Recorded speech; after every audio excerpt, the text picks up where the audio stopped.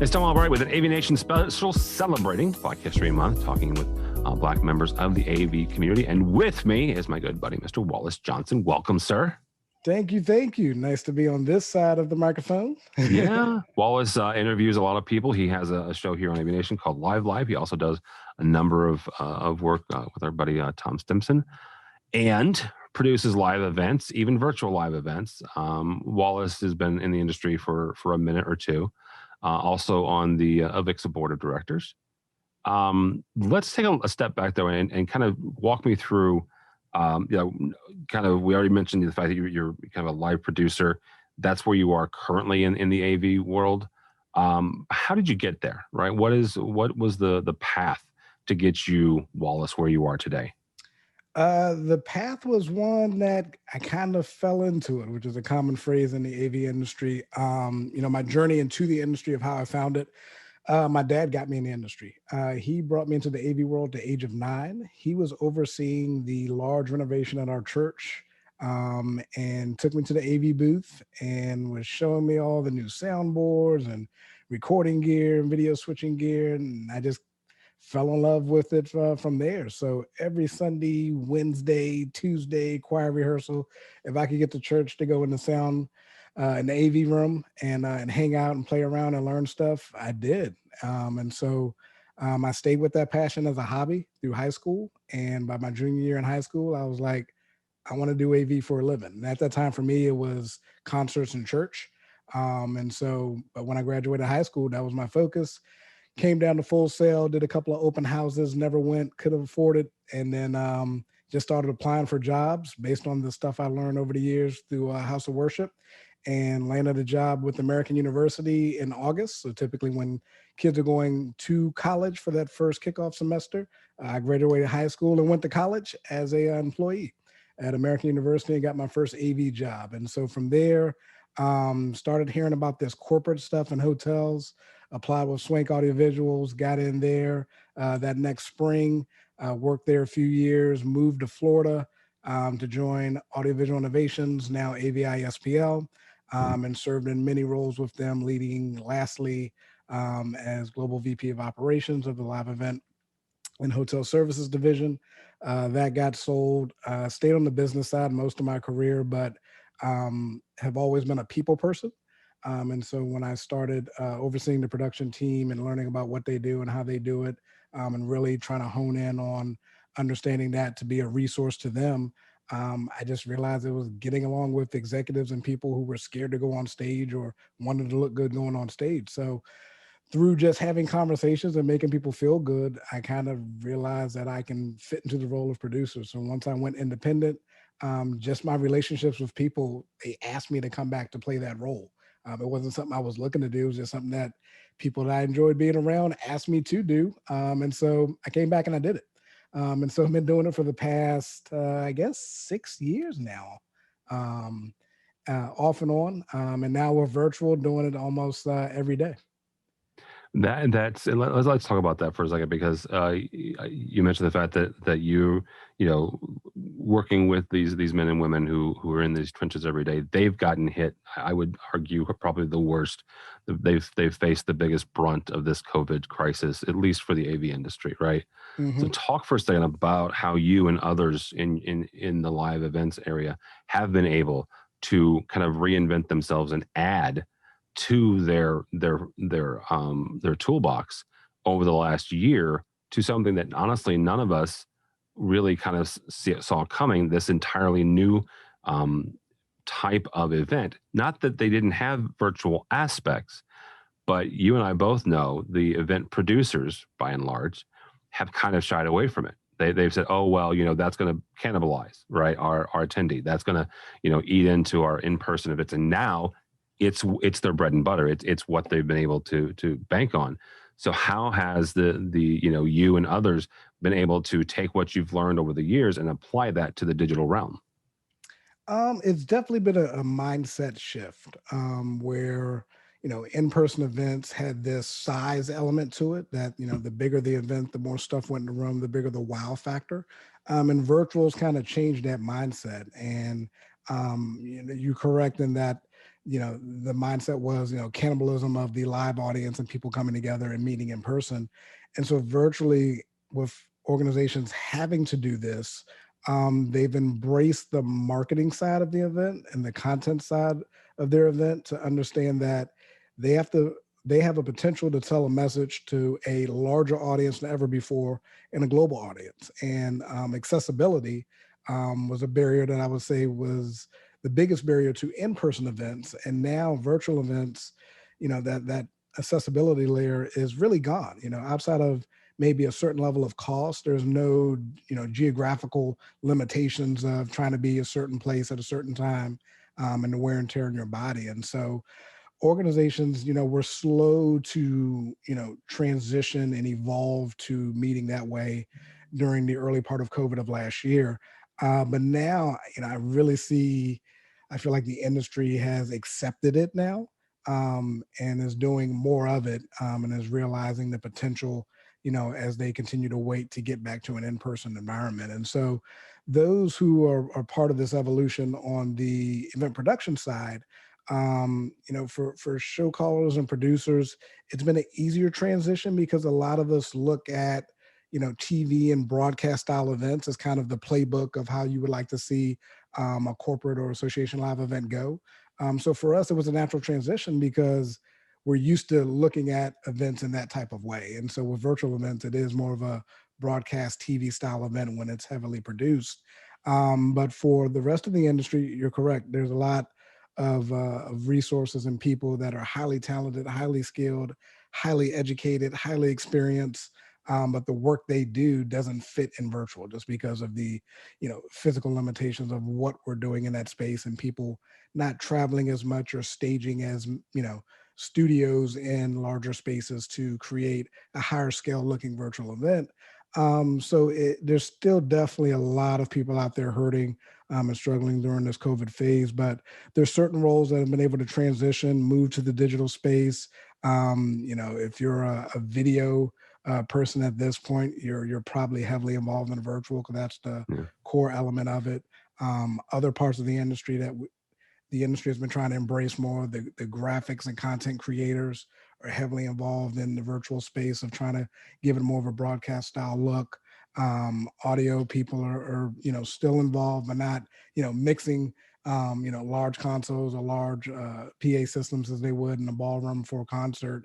But they still have some limitations. And honestly, I've seen a lot of lighting people transform into Zoom support technicians and graphic operators to maintain ends meet during this time. So definitely a lot of folks have learned a new skill, and it's skills that people have had, they just haven't had to use as much. And now with the growth of the volume of meetings that are happening virtually now, I think it's giving more people opportunities to hone in on those skills. In companies, they scaled down, but now I see companies actually hiring and opening new positions. Not many, but some, which is just a positive sign in general, considering where we were, 6 months ago during this time. So, it's slowly coming back in a positive way, but still got a long ways to go. Let's talk about for a second. And the reason that we're doing these interviews is because to talk about the Black experience inside AV, right? You and I both got connected with AV through our churches. There is something about those booths. I was not blessed enough to be introduced to the soundboard. They stuck me on an X10 lighting system. I couldn't even call it like console. It was a bunch of buttons. Anyhow, you were, and correct me if I'm wrong, you were the second Black African American on the AVIXA board, right? Yep. Grew up, doing house of worship and in higher education. Talk for a second about being a Black man in the industry and some of the challenges that you've overcome and how you overcame them. Yeah, I would say, being Black in the AV industry is a little lonely. And it's not so much lonely, I think, at the uh, entry to mid-level, so technician to lead engineer type of role. I feel there's a good amount of diversity there, at least from what I've seen in the demographics I've worked in. Um, it's really as I started to move up in the industry, um, I got to a point where I could walk to a conference and look around in the room, and there's nobody else that looks like me. I remember my first year going to AVEC, and the only other African American was Michael Blackman from ISE. And Yeah. so, and for years, I think, in fact, that it was only the two of us, and then there was another person, I can't remember their name. I think my last year there, but as I moved up, it got lonelier. And interestingly enough, as I look back at the challenges that I've had in moving up in the industry, many of my challenges were in the early phase, back when I was coming up in the industry. It was just more so, I think part of it was youth. I moved up pretty fast, pretty early. I feel for a lot of the other cases that I see. And in that, when I first started, and before I moved to AVISPL, I remember when I resigned from Swank, it was really because I didn't feel I got the respect based on what I had earned, and based on peer feedback. Peer feedback, I was doing the job that I wanted and doing it better than a lot of other people, but wasn't going to be given a promotion, and learn from others confidentially that it was because I didn't fit the part, didn't fit the look for what they felt would be part of the contract and would be acceptable to the hotel that they were trying to impress. And I got to a point in my career where I stopped worrying about others' opinions, and that really helped me look past what challenges could be, because I can't change who I am or what I Yeah. am. But the thing I could control is how I am and how I respond to people, how I respond to situations, how I interact with people, how I get to know people, and how I treat people. And I knew that if I did that right, and put myself in front of the right people and kept myself ready for opportunities that could be presented, I knew I wasn't going to get many opportunities. In fact, I generally said, okay, you always get one shot, and that may be your only shot. And with that, I knew I had to be ready. So the challenges seemed to slow down as I moved up, and maybe just because I ignored it to a certain degree, based upon a determination that I had of I'm going to get to where I'm trying to go, and I'm quick to point out if feel I'm just or rightfully deserving of something, and not getting it, not scared to have that conversation. It's not a hard conversation because I feel I earned it.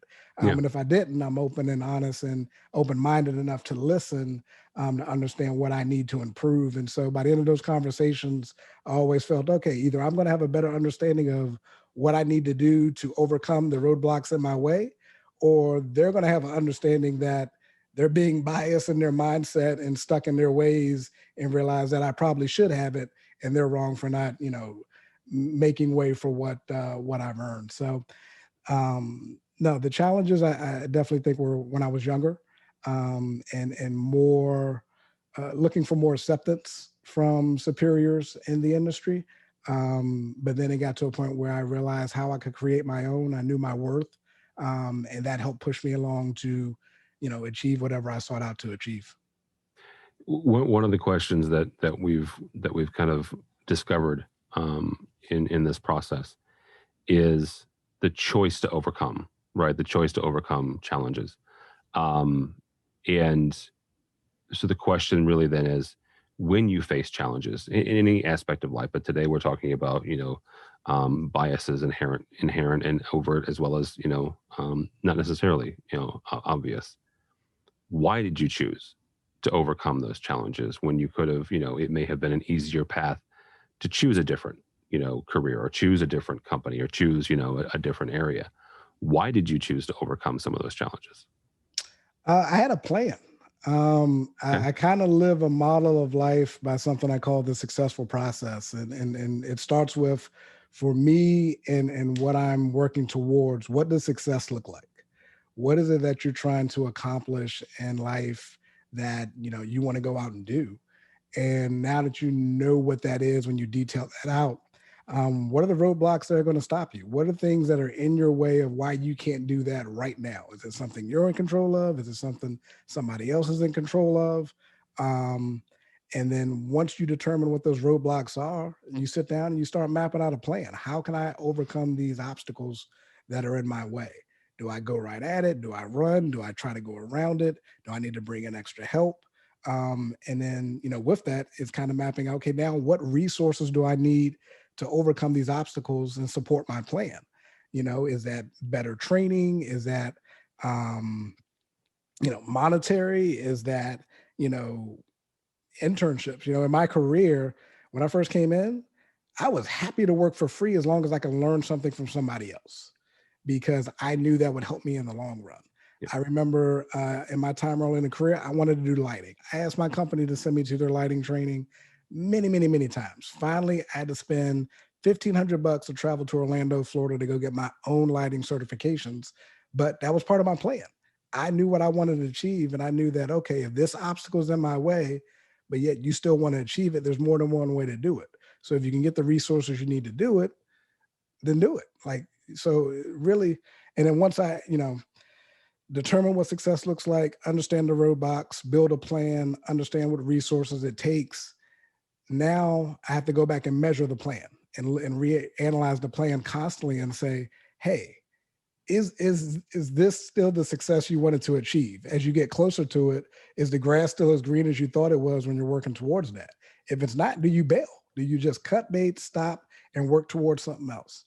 And so with that, everything I do, I work through that successful process model. And so with that, it's like, okay, if you want to do it, if that's what success looks like, what's stopping you from doing it today? Okay, figure that out. Okay, then now what's going to be your plan? How are you going to work towards getting through those things that are stopping you? Now, what resources does it take? Okay, great. You got those resources. Now go. Start working towards that road to success and reanalyze it. And reanalyze, are those the same roadblocks? Are these the same resources you need? Is the plan you mapped out still good? So that from a philosophical standpoint, that's what I teach from a consulting standpoint. When I'm talking to youth trying to get in the industry, till I'm talking to people who've been in the industry for years or trying to figure out how to reinvent themselves in the wake of COVID and how to earn an income in the new age of live events in the digital space. It's the same model. And so I teach it, I preach it, I practice it. And that's what has helped me, either make the choice to go at these obstacles and overcome them, or redirect the plan and go towards a new direction. Last question here, and this is somewhat philosophical, but also somewhat future casting. So you take this however you want. All right. You're getting ready to retire. Not currently. You're actually younger That's than I am. such a thing. Yeah, you're younger than I am. You're getting ready to retire. You're looking back on your career in AV. What do you want it to say? What do you want your impact to be on this industry?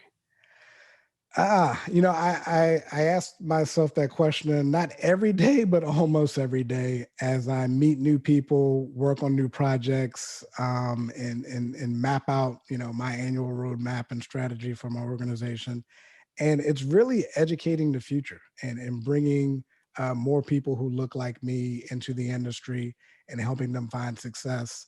And really, when I look back, I want to see them doing the same thing, and making an impact on the next generation based on my influence. And it's because like I said, high school kid, I never have ever filled out one college application. Zero. I don't even know what one looks like, because I had my mind made up in my junior year. I was going into AV. And based on doing internships and the work I was doing then, I knew I didn't need a degree, but I knew I needed to talk to the right people and learn the right things in life and in business to be successful. And so, I like telling kids that story only from the fact that I don't want them to see a degree as an obstacle, or college as an obstacle, or even going to trade school as an obstacle. So the impact that I, want to leave in this industry is, simply for the fact that I help people be better at what they do. And I help people have better experiences in life based on knowledge sharing, and applying my skill set that I've been able to develop and, naturally born with to a certain degree, and make things better in the industry for those who want to come in behind me. That'd be a good place to stop. Wallace Johnson, WLJ Consulting. How do people get a hold of you if they are so inclined, sir? Yes, you can find me on LinkedIn at Wallace CTS, on Twitter at Wallace CTS, the WLJ Consulting website, which is getting an overhaul and launch of a new brand, the Digital Experience Group.